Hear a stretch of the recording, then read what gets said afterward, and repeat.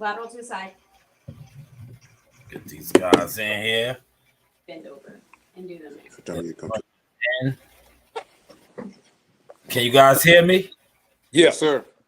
All right, here we go. This is a special, the news by Shanewz. I got Mr. Tank, John Sherman, professional, former, active, former, have y'all want to dress it up, pro bodybuilder, trainer extraordinaire. And this man right here, fitness by Tobler, needs no introduction. So, coach, man, yo, you are the hottest topic right now, man. Prior to you coming on here, you had another content creator. Yeah, instead of him being professional, he's sending people in this chat to get at you, man.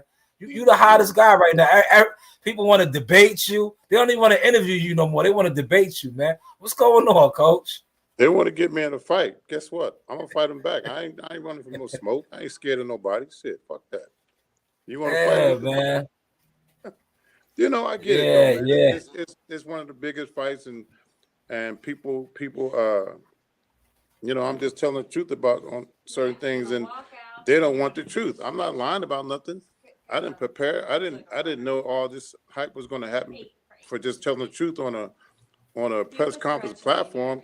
So whatever they say, man, it's real. What I'm saying is real stuff, real facts. And that's I'm like this all the time. I didn't just start being like this. I've been like this with even my regular training clients. I'm always passionate about what I believe in and what we work for, and that's exactly what's happening with this fight. Well, listen, coach, I gotta commend you though, right? I've been doing this for over 12 years, right? I never seen a coach, right, have media guys, right, want to debate them, or normally media wants to interview you, right? But right.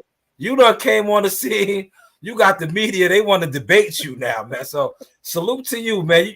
You setting the bar high now, man. Can I get them on my team? Man, that old crazy coach know what he talk about. He ain't just blowing smoke, but the outcome will be at the outcome. And I believe both sides are ready. Both sides have their advantages and disadvantages, and two fighters are fighting for two different things. And during that night, it's gonna be spectacular. Man, yo, ex Tank, man. Shout out to Tank over there. I see you in the cut, Mr. Sherman. Yo, break down that workout, that workout, 25 up, 25 down. Because they was trying to say my man over here is giving guys prison workout. But you're a professional bodybuilder, man. So, I break that down for the folks, man. Man, it's all about, is it effective? And the way coaches put that program together, that's just a snippet of what he's doing. But again, it's all about whether your workout is effective, whether it gets to the point. It's not a lot of wasted movements, and that's pretty much it. Yeah. Now, yeah, I want to highlight you, coach, man. Like, you competed against one of my dudes, man, Ronnie Coleman, right? Yeah. And people see Ronnie Coleman now, but just describe, like, in his heyday when he was really Mr. Olympian, man. Like, how impressive was that dude? Man, Ronnie took it to another level. From he turned pro, I think maybe 1 or 2 years before me. And prior to that, when we did compete against each other as pros, I actually beat him. And, see, I didn't know that shit. I beat him in a couple of shows, but then, man, just like maybe I don't remember the year, but the following year, Ronnie got better, and the following year after that, he got better, and he just kind of left everybody else in the dust. He just left us in the smoke, and he raised the bar quite high, and higher than anybody has ever done for bodybuilding. He did more for bodybuilding than, with the exception of Arnold. So he put bodybuilding back on the map. When it kind of fell off, he brought it back on the map and made it more mainstream. Yeah. Now yourself, you won a lot of competitions. I think you placed like 16 in the Olympia, which is a hell of an accomplishment. This describe that, how hard it is just to even place in the Olympia, man. And you know you got stats out there. Speak on that a little bit. Yeah. So the Olympia is the best of the best from around the world, not just in the United States, around the world. So it wasn't the places. I've been to Olympia twice. I did the Olympia twice. It wasn't the place that I thought I deserved, but it was a place I got, and I was okay with it because at that point I was 16th best in the world. Yeah. Not just in my state, not just in my city, not just in the United States. That's in the world. Ronnie was number one, of course, but hey, man, that's saying a lot to be able to say, you know, out of all the bodybuilders in the world, you're one of the best. So means a lot to me. I don't know about anybody else, but it meant a lot to me. Yeah. Nah. So salute to you, coach. That's why I wanted you to break that down on the platform so they can understand. 16 best in the world. In the world, not the state, not Texas, not New York, not California, the world, not the United States, the world, global, man. So salute to you for that, man. I was only 5'5" and 185 pounds when I did that, man. So I was competing against guys like Ronnie. Ronnie was 275, damn near 300 pounds. Yeah. So, I mean, that's a big accomplishment for somebody my size during that time. Absolutely. So run down some of the stuff you got going on now, because I know you still my man right next to you. You trained him into a bodybuilding sculpture. Just run down some of the stuff that you got going on now currently. You know, your gym. You know, everything down there in Houston, the vitamins, things that you got going on right now. Yeah. So right now I own a training studio. It's called Fit to Live. It's in a medical center area, Bel Air Boulevard. And we also promote 2 bodybuilding events, Muscle Beach, which is typically in October, and then we have the Houston Tournament of Champions, which is the first show of the season in March. And those are pretty big shows, man, if I could say so myself. Yeah. Now just describe, you know, what goes into, you know, the preparation to compete at that level, man, like the routine, the workouts that you are going through. Well, it's not for the weak. That's number one. As far as your diet, man, your diet is super strict. It's just protein, chicken, fish, turkey, pasta. Not pasta was off season, but during the contest season, potatoes, rice, veggies, and that's pretty much all you get to eat all year long, 5 to 6 meals a day. Day starts with cardio, 30 minutes to an hour cardio every day. First thing, as soon as you get up, get to the gym. When I was competing, I trained twice a day, and then we ended the day with another hour or so of cardio. And we did that for anywhere from 12 to 20 weeks. Depends on how out of shape you got during the off season. So it sounds simple, but it's not. Yeah. We've had football players, you know, try to come into our sport, and they'll tell you it's probably one of the hardest things they've ever done. Yeah. See, look, you just structure-wise. you just but the structure-wise, it's the hardest thing they ever done. You just asked. Well, I'm gonna still answer, but you answered the second part of the question. I want you to tell the people how tough it is to be a bodybuilder compared to other sports. But you know, go break it down a little bit more, because a lot of times people don't understand. They think that, oh, now all those dudes, they just go out there and they flex and they get all oiled up and they just, you know, flexing their muscles. No, man, it's way more to it than that. I mean, even if you broke it down and try to simplify it, like, you know, just the posing, putting the posing routine together takes months and months of practice to where it's kind of like with boxing. You gotta be able to just do it without thinking, and the routines are judged, of course. You want to have the best one. You want to have the smoothest routines. You want to have the most creative routines. So it's the routines. It's all that practice. It's all that training. It's all the preparation. It's the diet. It's everything. It's tough, man. if I could do it all over again, I would. Yeah. Just put it like that. It separates the men from the boys. I'll tell you that much. Now I know you trained my man right here next to you. You know, he was a world-class track and field athlete. People don't know that now because how he's looking. You got him looking like Lou Ferrigno over there, right? But are you training any other professional bodybuilders currently right now? No, I'm not. I'm just training regular people, man. Because when you train the bodybuilders, man, it's just like you're competing too. So you're up on that stage with them. You as far as your mornings, you getting up with them. You're in it, man. I mean, you're responsible. Kind of like just like with him, he's responsible for getting Regis in shape. So I had to step away from that, man, because I'm promoting the shows, and it took a little bit more out of me to focus on the shows that I promote and promoting my facility. Okay, now break some of that down. How much goes into actually promoting these shows and these events? How hard is that? And what are some of the processes that go into that with the sponsors and getting sponsors, marketing your event? Nobody does that for us. We do that. Getting the sponsors, marketing events, finding the venues, getting the right people lined up to help you out with these events. And for the most part, man, it's I'm the vice chairman here in Texas as far as the National Physique Committee goes.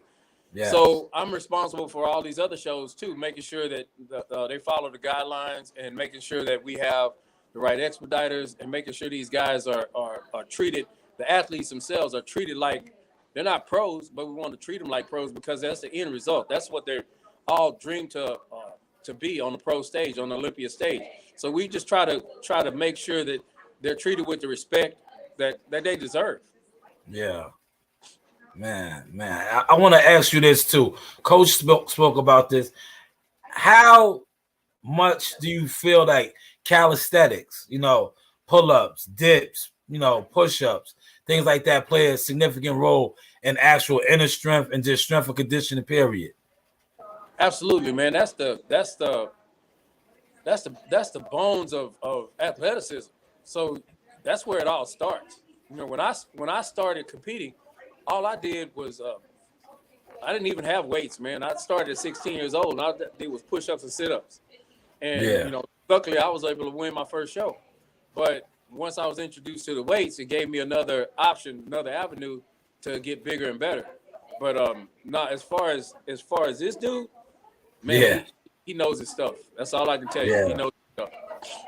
Yeah. He does. That's why he got a lot of these quote unquote media content creator guys. I don't understand why they're upset with him, man. His stats speak for itself, man. 2-time champion, strength and conditioning coach, numerous other professional athletes, as well as boxers, swimmers. Coach, man, what are you doing out there? I'm following you on Twitter right now. Like, what's going on with you, Coach? I'm just telling the truth. And if they hit me with something, I'm not ashamed. I don't have any shame of my body. I competed at a high level in bodybuilding.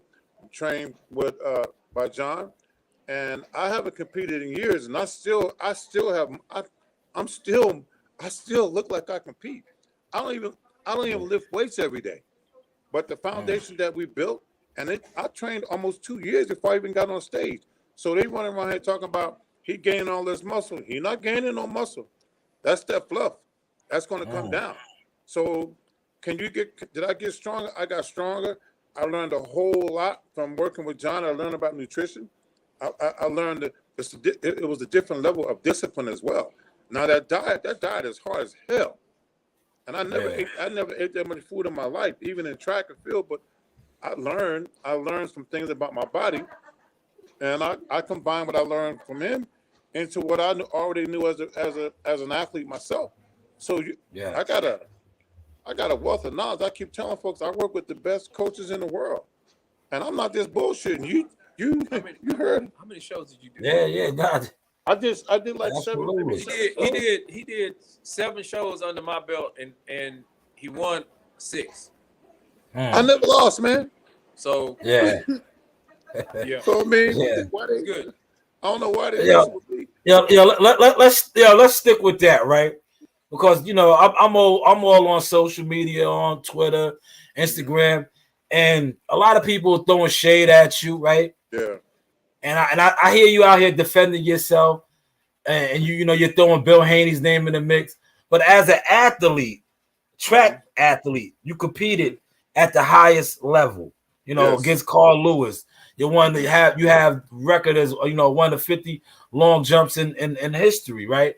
Also now on the bodybuilding level, competing at a high level, not to mention coaching, Quentin Randall's.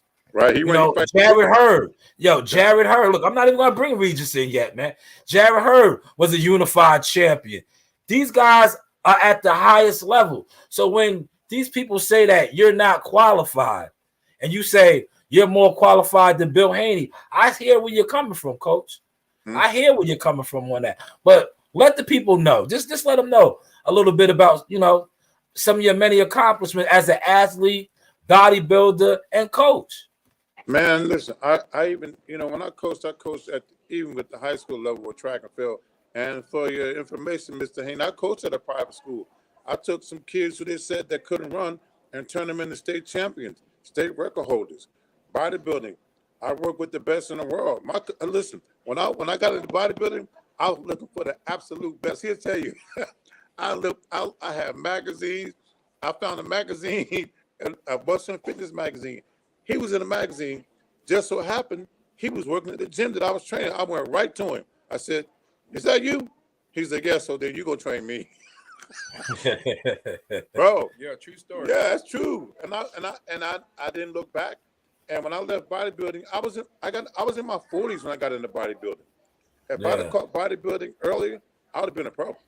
Without a doubt. In my mind, I would have been a pro. I love the sport, the discipline of it, and when you cross over from another sport to the things that you learn, they're valuable.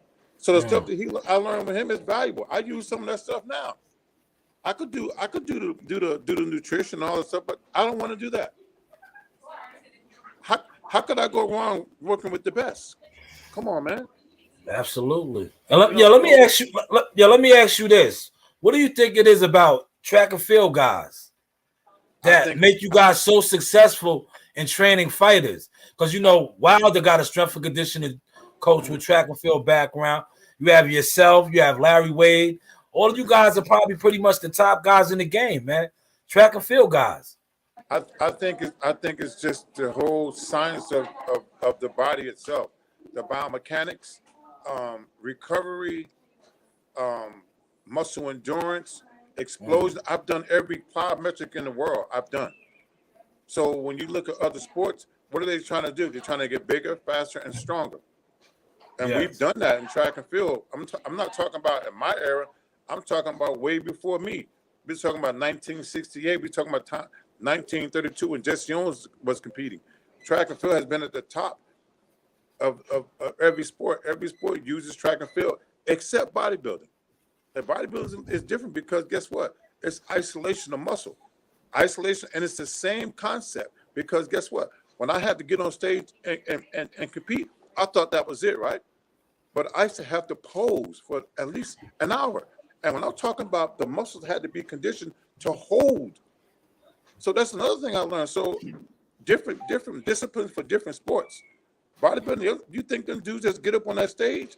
If you get up there and you start posing and you haven't stressed the body out like that, you cramp up. And you won't make it through the posing rounds. They got mandatory poses that you have to do. I think it's maybe 10. John, how many mandatory poses is there? 7. 7 mandatories. 7 mandatories. 7 mandatory poses. And that hurt. Listen, one year, I don't know how many. I think I must have went through 3 rounds of 7 mandatory poses. 21 different types of poses. Back to back. Back to back. On stage at one of my shows. They tried to break him, but he didn't break. Yeah. The judges tried to break me. They had to try to break me down. Because one of the judges, we didn't get along we didn't get along well. But he had me in his hand because he was calling out the shots. He took out 5 people, brung 5 in, and left me on the stage. And seven times in a row. Mhm. Yeah, that was rough. Wow. That was, and all the years that I've been doing this, even on the Olympia stage, man, we didn't undergo anything like that. So Yeah. that was rough. That was I gave him mad respect after he did that. So that was now, mental. sticking with you, sticking with you, John. Speak on this, man, because a lot of times at these bodybuilding shows, the guys that have the big sponsorships, the judges, since we're talking on the judges seem to show these guys a lot more favoritism. How true is that? That's a damn good question. Good question. You got it with that one. Oh man, when I was on stage, I can honestly say I kind of felt like that was the way things worked. On an amateur level, I know for sure that's not the case. Yeah. On a pro level, I it's kind of hard to say. Money talks, but I can honestly say this: the guys that have the biggest sponsors are typically the best guys. So they deserve whatever placings that they get.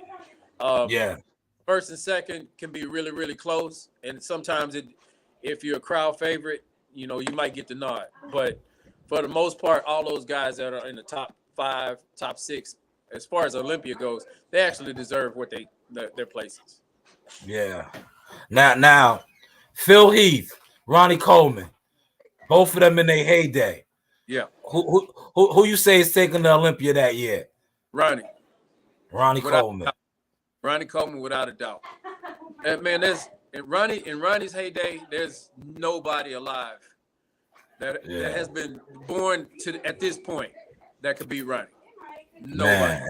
Man, that's high praise, and I'm glad that you highlighting that, because when you talk to a lot of people now, they see the Ronnie Coleman now, you was competing with him, so that's props, man.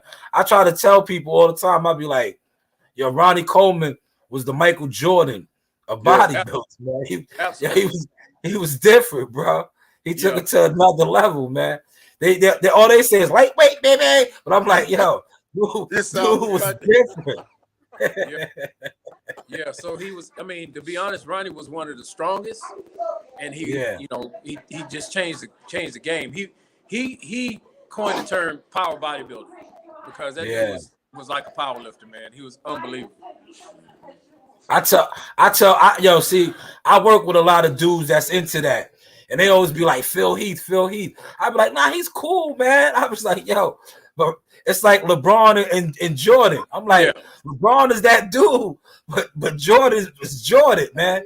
That's what I be trying to tell about Ronnie Coleman. I'm like, Ronnie was different. Great comparison. That's a great comparison. Yeah. Ronnie was different. So I like to ask guys like you that was, competed, right? For young guys that, want to go into the sport of bodybuilding, just give them, some of the sacrifices and the dedications that they got to look forward to doing to, reach that level. First, you're not going out. That's out. Yeah. They're going out, hanging out and all that stuff. That's out. As far as drinking and smoking and all that, that's out. You got to make sure you're getting your adequate rest. You got to make sure you're getting all your nutrition down, making sure you're not missing any workouts. So a lot of life, to be honest with you, I mean, just like in any pro sport, a lot of life is going to pass you by. But you just have to make sure that this is what you want to do. This is what you love. And you're going to have to give up quite a bit, a lot of sacrifice to be one of the best. Because it's not just like going to the gym, like the public does. You got to get in there and get it every single time, day in and day out. There's the only time you have scheduled times when you kind of take a break and kind of ease off, take your foot off the gas. But 90% of the year, man, you balls to the wall. You going after it every time because you want to make improvements over the course of your competitive time is short lived anyway. So you want to take advantage of all the times you have, man, without injury. That's the other thing. Yeah. I'm glad you touched on that. What do you say is the normal span of a professional bodybuilder? Like, Ooh. You have some anomalies, man, that can do this that have been, competing on the top level. I don't know if you ever heard this guy Albert Beckles. He was like in his 60s, still competing at the Olympia and doing well. yeah, But that's few and far between. But I would say depends on when you start. I started at 16, so I stopped at 47. okay, So I turned pro at 24. So I had a pretty long life in the sport of bodybuilding. Typically, people maybe like 10, 15 years. Yeah. That's a long time. And well, I want you to touch on this too with bodybuilding. Bodybuilders, they get a lot of injuries that people don't, and they got to work through those injuries a lot of times. It's not like professional football where you get a torn rotator cuff and you're out or whatever. Now these you guys are still working out, man. Yeah, you just have to, you want to try to eliminate the injuries by training smart, training hard, and training smart. You do want to kind of push past your limits, but at the same time, you have to be smart about it, man, because one bicep tear, one hamstring tear can damage your whole career, because it's all about how your muscles flow. And if something's missing, if something's torn, then your career is headed downhill fast. So you want to train smart, train hard, be aggressive in everything you're doing, but at the same time, understand the safety of it, and just not you're not competing with anybody in the gym. You're competing with yourself, and typically that's how people end up getting hurt. That's trying to compete against other people in the gym. Yeah, man. I'm glad you highlighted that, because that right there is a gem. For those of y'all that didn't catch that, he said when you compete against others instead of competing against yourself, you tend to get hurt, and that's anything in life. Like, you are your own person. It's always good to compare yourself to others, but a comparison is a comparison. That's not competing. When you try to do what the next person is doing, it might not be for you, or your body might not be able to endure that because that's not for you. Right, but, man. Thank you for that gem, Tank, Mr. Sherman. That was powerful. Let the people know about when the competitions are coming, where they can find you out on Instagram and social media and all that stuff. Okay. The Houston Tournament of Champions is the first show of the Texas season, and that's March 30th, and that's going to be in Humble, Texas, which is right outside of Houston. Then I have another event that's in October. That's Muscle Beach. That's another big event, and that's going to be at the same venue in Humble, Texas. As far as finding me, you can go to John J. Sherman on Instagram or John J. Sherman on Facebook.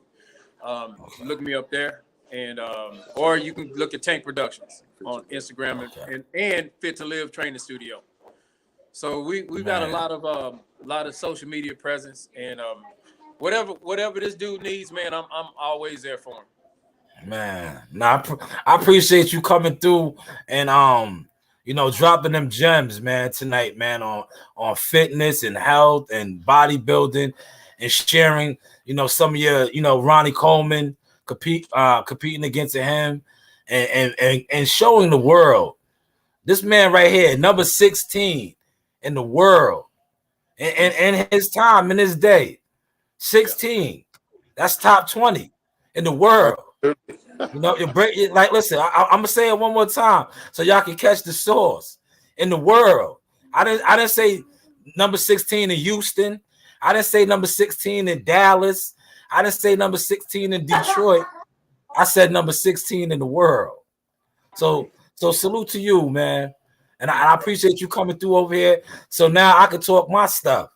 I can say, I can tell these people I had the number 16 bodybuilder in the world. What have you done? Get lost. I tell them get lost. The other thing, this dude is not acting. This is who he is.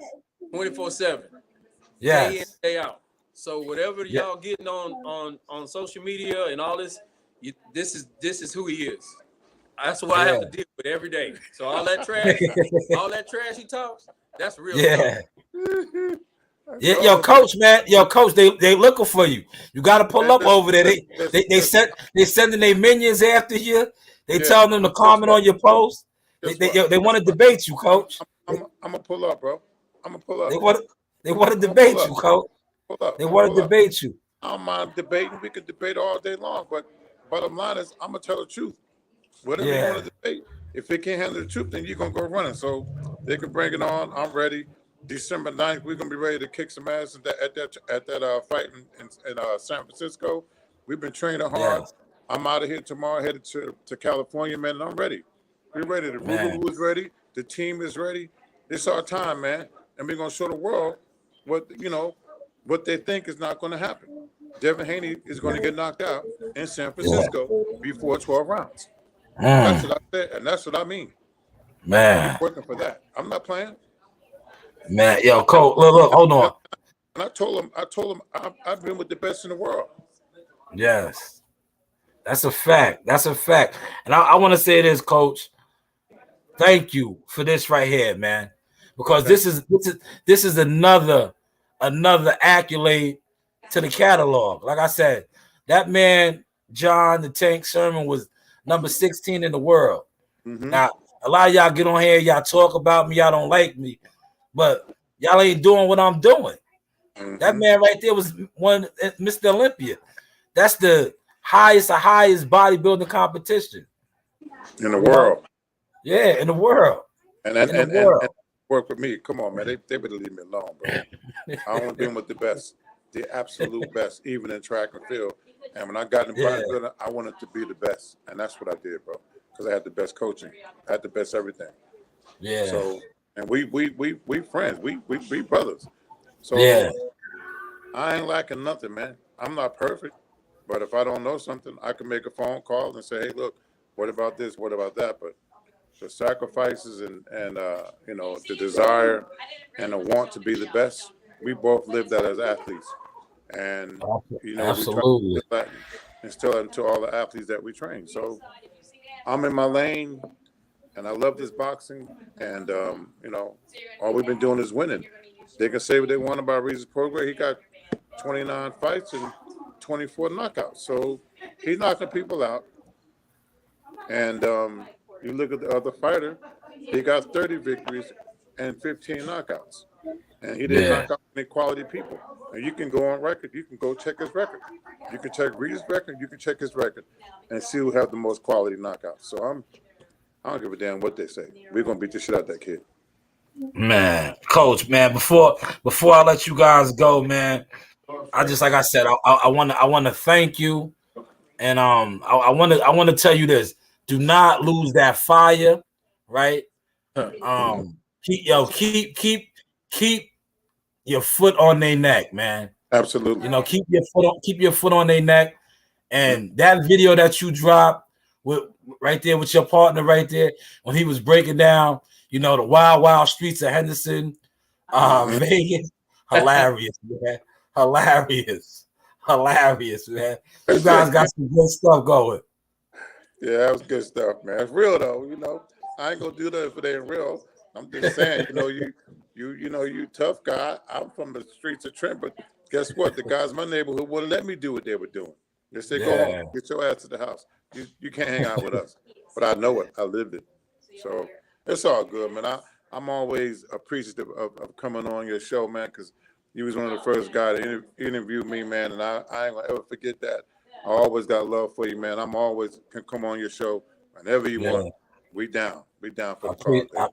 I appreciate that. My guy Toby said we just picked up a lot of fans in the UK from the Josh Taylor fight.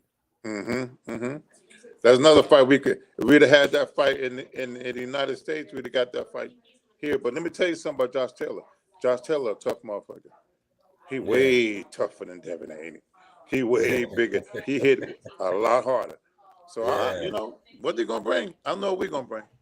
It's gonna be difficult for 66 minutes. Man, 66 minutes, man. So, Coach, man, you have safe travels tomorrow. Thank you. You know, I'm definitely gonna stay in touch with you.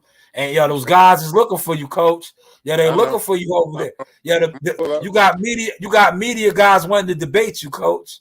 You They got can media debate. guys. I'm just gonna tell them the truth. They can go running for cover. And if they can handle the truth, then they'll be real about what they're saying. Yeah. And I ain't scared of nothing. Listen, everything that you find on me on social media, I own it. Yes. Bodybuilding pictures, or pictures in Aruba with carnival costumes on. That was me. I was there on the beach having a great time. And I had some tequila that night. So yeah, I was good to go. I didn't think so. But definitely, coach, man, I appreciate you and John tonight, man. Thank you for pulling up, man. You know me, man. I'm gonna hit you up, coach. You be good, man. Right. You brothers stay blessed. You too, bro. Thank you. Appreciate it. Bye, Yep. super. That's the next champ right there in the background. That's right. That's right, Coach Reed. ESPN. How you doing, bro? I remember you from last time. That's right. That's Coach. Appreciate the guys. Listen, we gonna wrap this up. The news by Shanewz. Like, share, and subscribe. All right, do it over, man. You all in the mix messing up, man. Go ahead, man. This is the sauce experience. But hey, what do I know? What do we know? God is good. Can I raise it up? Yes, you can raise it up. Go ahead.